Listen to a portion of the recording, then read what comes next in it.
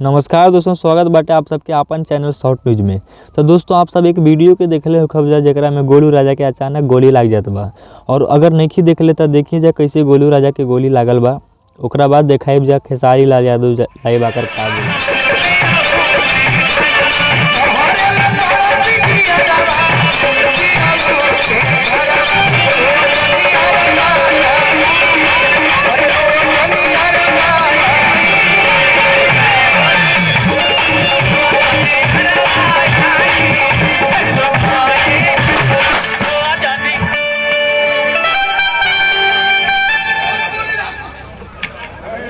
बोला। दोस्तों ये वीडियो देखला के बाद खेसारी लाल यादव पर जवन हमला भइल रहे उ दिन सबके याद आवता।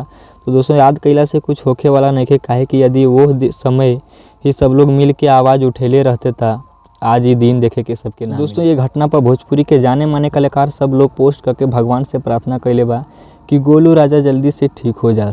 तो पोस्ट लिखे वाला कलाकार के नाम बता देत बानी। अक्षरा सिंह भी ये घटना पर बहुत दुख जतले बाड़ी और साथ में गुंजन सिंह, अंकुश राजा और गोलू गोल्ड भी दुख जतले बाड़ी। प्रणाम सबका के। अब एगो घटना सामने आ रहा बा कि बहुत ही होनहार गायक गोलू राजा के एगो कार्यक्रम के दौरान गोली लग गई।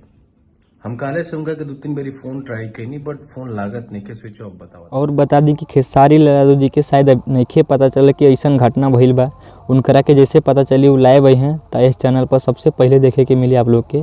अगर हमारे चैनल के सब्सक्राइब नहीं किए तो सब्सक्राइब कर लें और बेल आइकन के भी दबा दें ताकि आपके हर अपडेट सबसे पहले मिले। धन्यवाद।